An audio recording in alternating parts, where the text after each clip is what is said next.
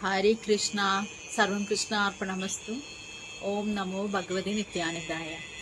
Actually, this is the mantra. Om Namo Bhagavate Nityanandaya is the mantra to invoke the presence and the blessings of Sri Bhagwan Nityananda. Okay. So, if anybody is interested in getting the blessings of Bhagwan Nityananda, then they can chant this mantra.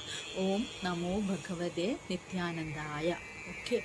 So now today I am reading the next verses onwards. That's from 11th stanza, 11th verses onwards. Okay, so let's start. Just as the movement of the hands of a clock are internal and not felt by the eye, so also the movement of prana must be internal. Okay, so there it is said that when the clock's hands are moving, we can't understand.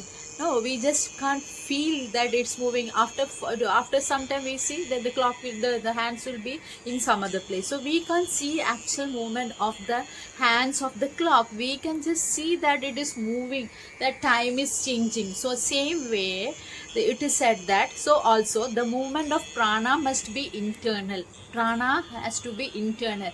So our prana, the breath should be internal. When the external breath is internalized, so the external breath means the breath which we are breathing out.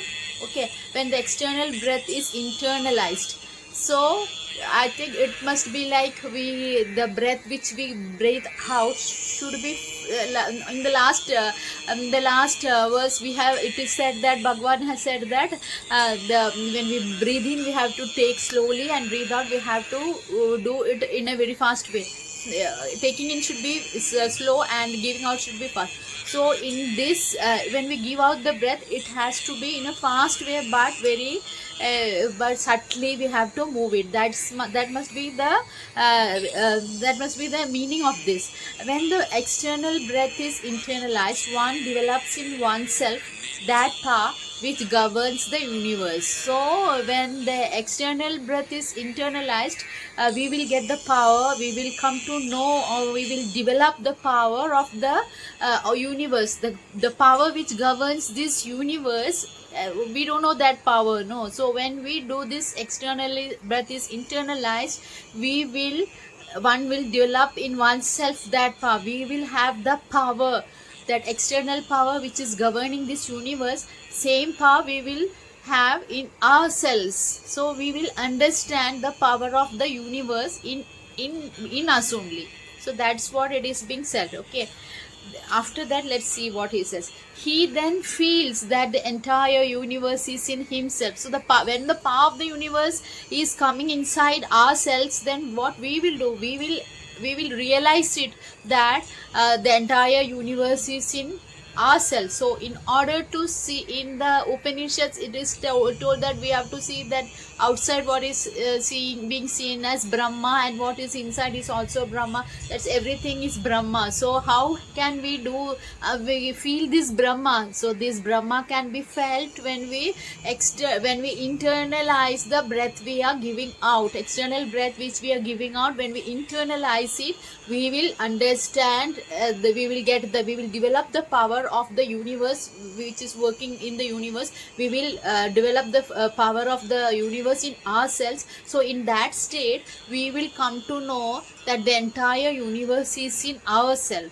So this is what it is told. Such a man realizes the eternal truth that sustains the universe. In such a circumstance, when the external breath is internalized, we will develop the power of which governs the universe in ourselves. In such a state, the man realizes the eternal truth. So in that state we can realize the eternal truth. What is the truth of the universe? Who has created us? What is our purpose of living on this earth? So where will we go after we die? So all these questions which are hunting in our minds, in our back mind, all these questions are hunting. What is the purpose of our life?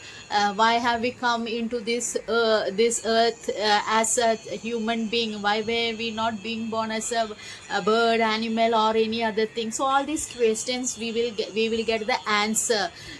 We will realize the truth, eternal truth that sustains the universe. So this is what is said in the 11th verse. Okay, Then the 12th one, the outer sky space. The space is called the gross space. So the outer sky, this outer atmosphere is known as the gross space. The inner sky space. So there is also a space inside us. What is the replica of outside is the replica is inside us also. If there is an outer space, there is an inner space. So the inner space is called Chidakasha. So the name of this book is Chidakasha Geeta. So the inner space is called Chidakasha. The outer space is called Akasha, and the inner space inside our heart, it is called Chidakasha, or the subtle space. It is known as the subtle space, the most subtlest, the most purest.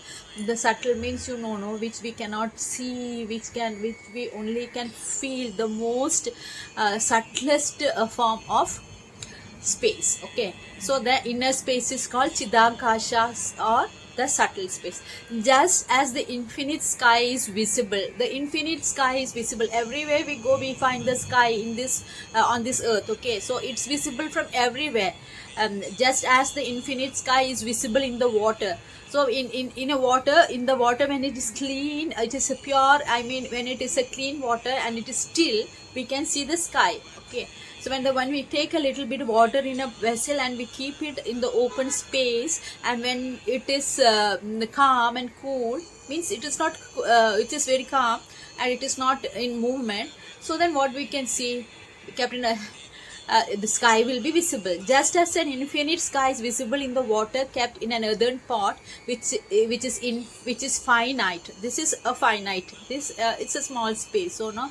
So also the infinite God. So the infinite God, the God has no starting, no ending. So it is infinite. God can be experienced in the heart space of a man who is finite. So this finite person, our heart has got only a very small space. This Chidakasha is only small space. So the outside Akasha is vast. So if our heart is in a still position, if the like an earthen pot water is still, only if it is shaking, if the water is in the movement position, we will not see the sky, the reflection of the sky in this pot. So only when it is still, we can see the sky in this water. So when our mind is still, we will see the experience the infinite God in our Chidakasha, the heart space of the man who is finite. So man is finite because it's only a small space. This Akasha is infinite. That is what is being told in the 12th one. Okay, so that the 13th, to a dog, a dog, there is no difference between the food cooked in a gold vessel and that prepared in an earthen vessel. Dog does not know the difference between the food which is cooked in a golden vessel or in a earthen pot. He just wants to eat. It does not think that the former is better than the latter. He does not know the difference between the gold and the earth. So the earthen pot. So similarly, he does not know. Similarly, to a jnani, a person who has realized, who has got this power of the universe in himself, and whose mind is so still and he can see the power of the God, the infinite God in himself, such a person is known as jnani.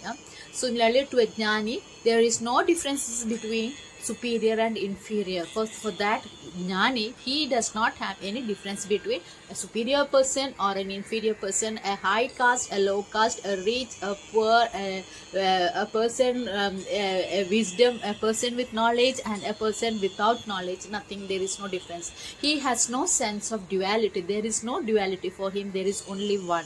Earth and gold are the same to him. Even for this jnani, earth is all the same. Even if he gets earth and even if he gets gold, he does not have any difference. He feels that both are the same. Okay, so next shall we move on to the 14th one. The sun makes no difference between salt water and fresh water. There is no difference for the sun between the salt water and fresh water. In both, we see the disk of the sun equally reflected. So we can see the sun in fresh water and as well as in salt water, we can see the sun equally. So to a jnani, same way, all are equal. So to a jnani, all are equal. Everybody is equal. The rich, the poor, the great and the small. He has no sense of duality. This should be a matter of experience and not hearsay. This every person should experience. It is not to be told Okay, Jnani can see everything. There is no duality for Jnani. So we have to experience it in ourselves, in our mind itself. We have to experience that non-duality. We ourselves have to be a Jnani. That's what Baba is saying. Bhagwan is saying. 15. A tree has a number of flowers. There are a lot of flowers on a tree. If it's a bougainvillea, there will be a lot of flowers. Okay, all the flowers perish in a short while. After a few days, 3 4 5 days, some might stand for a month, or big trees, some might stand for a month or so, but small trees, small plants, it will go, it will fade off easily within a short span of time. While unlike the tree which lasts longer, some trees longer, the flowers of some trees last longer, but the flowers of certain other trees does not last longer.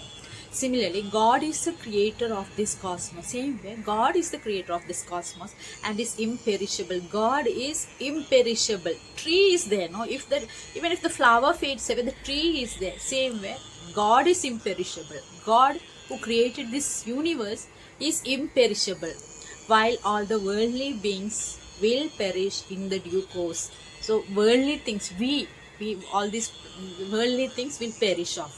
So that's what it is being said. So if in a house, before my father, on my house my grandfather's name was written, Dr. So and so. After that my grandfather passed away, then my father's name was written, so and so.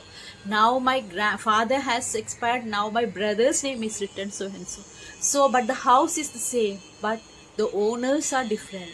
Everybody perishes and goes, but the house is there. Same way, God is there, but all these perishable things come and go. You can I hope you could understand this. So this is the 15th. So this is almost 11 minutes. So I am stopping my Geeta reading here. So thanks to all who have listened to this reading of Geeta, Chidakasha Geeta. We will meet in the next video. Till then, goodbye, and thanks a lot for watching and hearing. Om Namo Bhagavate Nityananda. Bhagwan may be pleased to grace all of us. Let His grace fall on all of us equally. So, with this hope, I am just stopping here. Thank you.